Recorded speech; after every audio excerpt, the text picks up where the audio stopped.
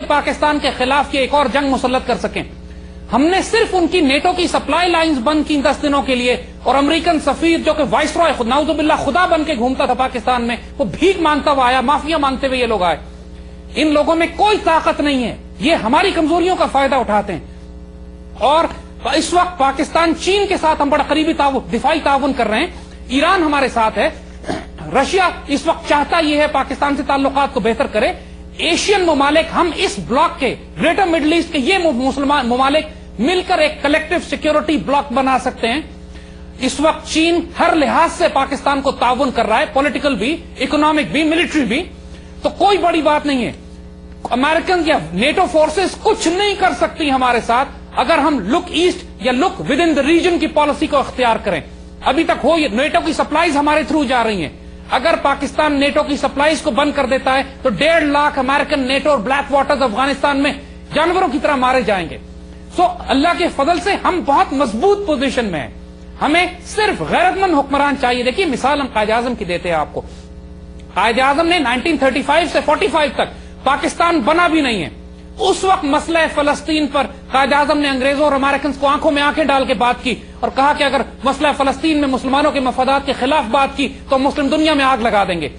دیکھیے غیرت ایک چیز ہوتی ہے, عزت اور ڈگنیٹی اور آنر ایک چیز ہوتی ہے جس سے بڑھ کر کوئی متا نہیں ہے مرد مومن کی یا ایک مسلمان ملک کی.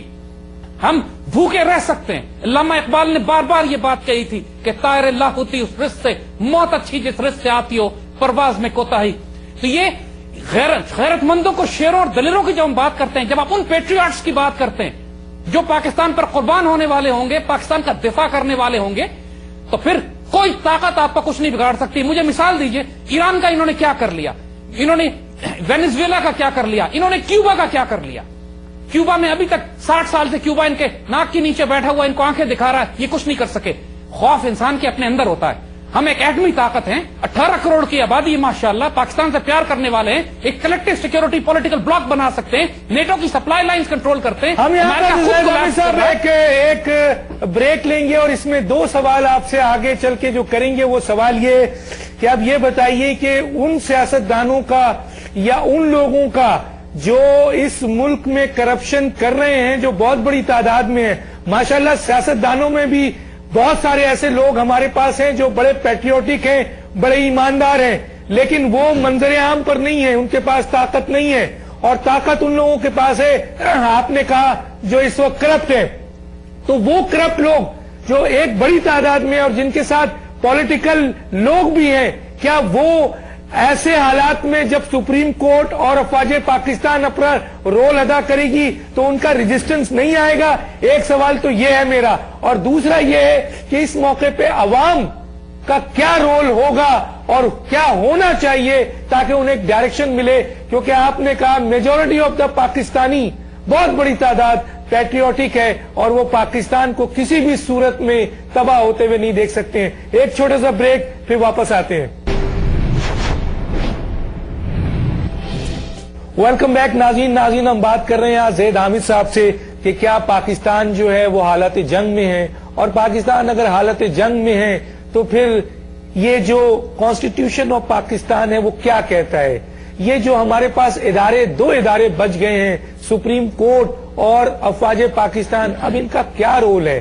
عوام ان کی طرف دیکھ رہی ہے. سپریم کورٹ کو اپنا رول ادا کرنا ہے, افواج پاکستان اپنا رول ادا کر رہی ہے, اسے مزید اپنا رول ادا کرنا ہے. ورنہ بقول زید حامد کے کہ اگر اسی طریقے سے یہ ادارے کرپشن کے حالات میں تباہ ہوتے رہے تو پھر یہ ملک جس طریقے سے بیرونی طاقت اس ملک کو توڑنا چاہتی ہے, ہم قریب سے قریب ہوتے جا رہے ہیں. کرپٹ حکمران ہیں, وہ کہتے ہیں پاکستان میں بڑے اچھے سیاسی لوگ بھی ہیں, بہت پیٹریوٹک لوگ ہیں جو آنکھ میں آنکھ ڈال کے بات کر سکتے ہیں, اور ایسے لوگوں کو لایا جائے جن کے اوپر انگلی اٹھائی جائے تو کوئی کرپشن نہیں ہے, بہت بڑی تعداد میں ہے. کیا کہیں گے زید حامد صاحب میرے اس 2 سوالوں کا کہ ایک بہت بڑی تعداد ہے جو ریزسٹنس دے گی, وہ سول سوسائٹی میں بھی ایسے لوگ بیٹھے ہوئے ہیں جو مفاد پرست لوگ ہیں, سیاست میں بھی ہیں, پولیٹیکل پارٹیز میں بھی ہیں, حکمرانوں میں بھی ہیں اور اداروں میں بھی ہیں, تو وہاں سے تو ریزسٹنس آئے گی. اور عوام کس طریقے سے اپنا رول ادا کرے, کیا کہیں گے آپ؟ دیکھیے دانش, اس میں کوئی شبہ نہیں ہے کہ جو اسٹیبلشمنٹ کے کرپٹ ایلیمنٹس ہیں جن کے مفادات کو زد پہنچتی ہے، وہ شدید مزاحمت کریں گے. لیکن دو باتیں، وہ مزاحمت فوج کے خلاف اور عوام کے خلاف نہیں کر سکتے. آپ نے خود دیکھ لیا کہ ان حکمرانوں سے آپ سڑک پہ چلے جائیے، ہماری بات پہ یقین نہ کیجیے، سڑک پہ چلتے کسی آدمی سے پوچھئے کہ ان حکمرانوں کے ساتھ کیا ہونا چاہیے، تو وہ سب یہی کہیں گے کہ ان کو اسلام آباد کے کھمبوں پہ لٹکا دینا چاہیے. اس وقت جتنا غم و غصہ اس پوری قوم میں ہے، جس کو نہ آٹا مل رہا ہے، نہ بجلی مل رہی ہے، نہ گیس مل رہی ہے، جس کو پیٹرول اور بجلی کے ٹیکسز میں تقریباً تباہ برباد کر کے رکھ دیا گیا، لوگ حلال رزق نہیں کھا سکتے، اپنے بچوں کو روٹی نہیں کھلا سکتے تنخواہ کے اوپر. یہ ایک عوامی سیلاب بن رہا ہے. ہر روز پاکستان کے کسی نہ کسی شہر میں، کسی نہ کسی علاقے میں رائٹنگ ہو رہی ہوتی ہے، فساد ہو رہے ہوتے ہیں، ہڑتال ہو رہی ہوتی ہے. ان سے پہلے بھی بڑے بڑے طاقتور حکمران عوامی طوفان کے آگے بہائے چلے گئے. شاہ آف ایران اپنے آپ کو بڑا فرعون سمجھتا تھا، لیکن جب عوامی انقلاب آیا تو اس کا پتہ بھی نہیں چلا کہ وہ گیا کدھر. وہ ملکہ جو کہتی تھی لوگوں سے کہ تم کو روٹی نہیں ملتی تو کیک کھا لو، تو چند دنوں بعد اس کا سر اس کے محل کے باہر لٹکا ہوا نظر آیا لوگوں کو. ان حکمرانوں کا یہی حال ہے. یہ تو اپنے گورننس کا دفاع نہیں کر سکتے، ان کو نہیں بچا سکتے. ان کی خوف کا یہ عالم ہے کہ یہ لوگوں میں گھل مل نہیں سکتے، کہ ان کو ہر وقت اپنی جانوں کا خطرہ رہتا ہے. تو یہ نہ عوام کا مقابلہ کر سکتے ہیں، نہ فوج کا، نہ سپریم کورٹ کے فیصلوں کا. لیکن ہم پھر یہ بات ایمفسائز کریں گے دانش کہ اگر سپریم کورٹ اور فوج نے آرگنائز چینج نہیں لایا، سسٹم کے تھرو، آئین کے تھرو، کانسٹیٹیوشن کے تھرو آپ یہ چینج لے کے نہیں آئے، تو پھر ایک بہت بڑی اسٹریٹ انارکی ہوگی، اور وہ اتنی بڑی ہوگی کہ پھر یہ تمام سسٹم بہا کے لے جائے گی. پھر نعوذ باللہ یہ طالبان جیسے سوات میں قبضہ کیا تھا اس طرح کے، نہ کراچی کا حال دیکھ لیجئے آپ، پاکستان کے شہروں کا حال دیکھ لیجئے. ایک بھوکا، ایک موب، ایک انارکک، ایک پاپولیشن آبادی جو ہوتی ہے وہ پھر کسی قانون کو، کسی لا، کسی کانسٹیٹیوشن کو، کسی مورالٹی کو نہیں دیکھتی. پاکستان میں ایک طرف اب سیکٹیرین وار بلڈ کی جا رہی ہے، مختلف ایکسس پہ کلاس وار بلڈ کی جا رہی ہے ہیو اینڈ ہیو ناٹس کے درمیان. جس کے گھر میں گیس نہیں ہے، جس کے گھر میں کھانے کو نہیں ہے، اور دوسری طرف 20-20، 50-50 گاڑیوں کا قافلہ جاتا ہے اس کی ناک کے سامنے سے، تو اس کے غم و غصے کا اندازہ کیجئے. اس کو 2-2 گھنٹے سڑک پہ روکا رکھا جاتا ہے کیونکہ وی آئی پی ٹریفک گزر رہی ہوتی ہے، اس کے جلال کا اندازہ کیجئے. دیکھیے، ہم پینک نہیں پھیلا رہے، ہم یہ نہیں کہہ رہے کہ نعوذ باللہ پاکستان ٹوٹ جائے گا. اللہ کے فضل سے اس پاکستان پر قربان کرنے والے ہم نے کہا 18 کروڑ موجود ہے. یہ ایک ہینڈ فل ہے، چھوٹی سی جماعت ہے کہ جو کرپشن کے ذریعے اس اپنے مفادات کو، اپنے ویسٹڈ انٹرسٹ کو پروٹیکٹ کر رہی ہے. ان میں تمام سیاسی جماعتیں شامل ہیں. بدنصیبی ہے کہ کوئی سیاسی جماعت بحیثیت ایک سیاسی جماعت کے اس نے پاکستانی ہونے کا حق نہیں ادا کیا. They have betrayed this nation. انہوں نے اپنے اوتھ کو بٹرے کیا، انہوں نے کانسٹیٹیوشن اور آئین کو بٹرے کیا. یہ جیسے ہم نے کہا، اس وقت سر میرے پاس ٹائم کم ہے، میں چاہوں گا مجھے اب یہ بتائیں کہ سولوشن میں میڈیا کا رول، عوام کا رول، سول سوسائٹی کا رول، ان لوگوں کا رول جو پیٹریوٹک ہے، کیا ہونا چاہیے؟ اب کیا کرنا چاہیے انہیں؟ دیکھیے دانش، اس وقت دنیا میں جو سب سے بڑی جنگ لڑی جاتی ہے وہ میڈیا اور پرسپشن کے محاذ پہ لڑی جاتی ہے. اور یہ بدنصیبی سے کہنا پڑتا ہے کہ پاکستان کا media 4th pillar of the state نہیں ہے، literally 5th column of the enemies ہے.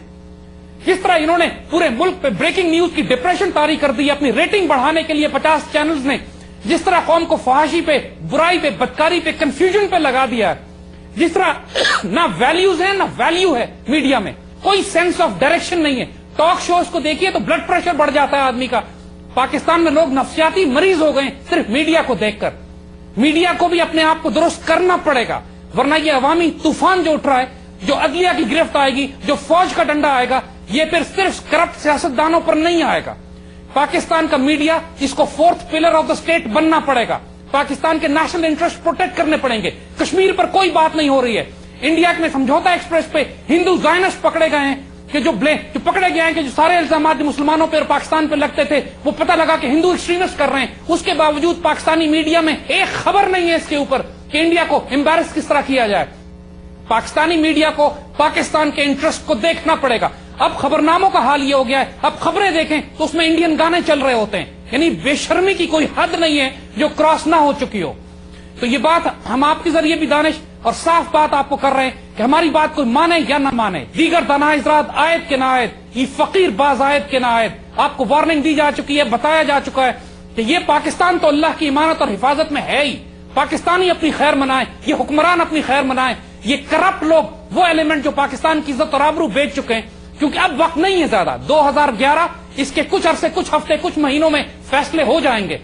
اگر سپریم کورٹ اور فوج اور پیٹریوٹک میڈیا اپنا کردار نہیں ادا کرے گا، پھر اس کو شکایت کا حق نہیں ہے کہ اگر ایک اللہ کا عذاب یا عوام کا سیلاب کچھ اس نظام کو تبدیل اور درہم برہم کر کے نہ رکھ دے. انشاءاللہ اس پاکستان کی حفاظت کی ضمانت ہے اللہ کے فضل سے. لوگ اپنی خیر منائیں جو اس پاکستان کی آبرو کو بیچتے رہیں. ٹائم اب نہیں ہے ان کے پاس زیادہ. زید حامد صاحب بہت شکریہ، وقت ختم ہوا چاہتا ہے. ناظرین، ہم نے آج جو بات رکھی تھی وہ یہ رکھا تھا کہ یہ جو موجودہ صورتحال ہے، اس صورتحال کو آپ دیکھیے کہ کیا ہو رہا ہے.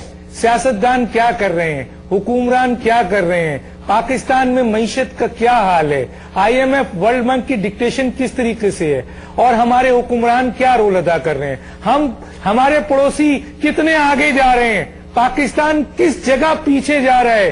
پاکستان میں 18 کروڑ مسلمان جو پاکستان سے محبت کرتے ہیں، اور ایک بہت بڑی تعداد ہے جو بہت برے حالات میں رہ کر بھی پاکستان کو آگے لے جانے کی بات کرتی ہے. ایک وقت کا کھانا کھا کے پاکستانی پاکستان کے لیے محنت کرنے کی بات کرتا ہے.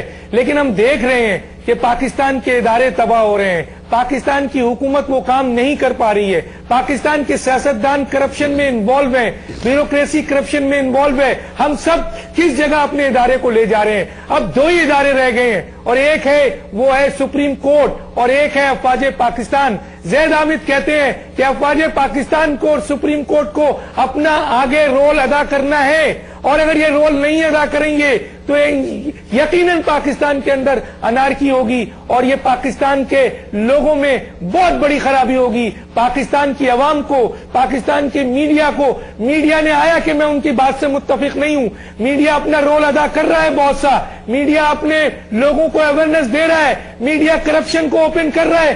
آج تک پاکستان کی تاریخ میں بیوروکریسی نے اور اداروں کے سربراہوں نے، حکمرانوں نے اور وزراء نے، وزیر اعظم نے جو کرپشنز کی وہ کبھی اوپن نہیں ہوئی، جو آج اوپن ہو رہی ہے. تو کئی حد تک میڈیا بہت اہم کردار ادا کر رہا ہے. کسی جگہ ہو سکتا ہے کوتاہی ہو، یقیناً میڈیا کو آنا پڑے گا اور اپنا 4 پلر مضبوط بنانا پڑے گا. لیکن عوام کا رول بھی بہت ضروری ہے. عوام کو پہچاننا پڑے گا، چاہے وہ کسی بھی سیاسی جماعت کے ہوں، ان کو پہچاننا ہے کہ ان کا لیڈر کون ہے، ان کی اصل پارٹی کون ہے جو پاکستان کو نکال کے لے جا سکتی ہے. اور یہی سول سوسائٹی میں پیٹریوٹک لوگوں کا کام ہے. زید حامد کہتے ہیں ہم سب کو ملنا پڑے گا، اور اگر یہ نہیں ہوا تو پاکستان کو بہت نقصان پہنچے گا. اور یقیناً ہمیں امید ہے کہ پاکستان کی عدلیہ، پاکستان کے افواج پاکستان کا ادارہ، پاکستان کی سول سوسائٹیز، پاکستان کا میڈیا، پاکستان کی پیٹریوٹک عوام، پاکستان کی پیٹریوٹک سیاستدان پاکستان کو اس انارکی میں جانے نہیں دیں گے. انشاءاللہ وہ وقت بہت جلدی آنے والا ہے جب مکمل احتساب ہوگا اور پاکستان آگے کی طرف رن کرے گا. اور ہم یہی کہیں گے پاکستان ہمیشہ قائم و دائم رہے گا. پاکستان زندہ باد. ڈاکٹر دانش کو اجازت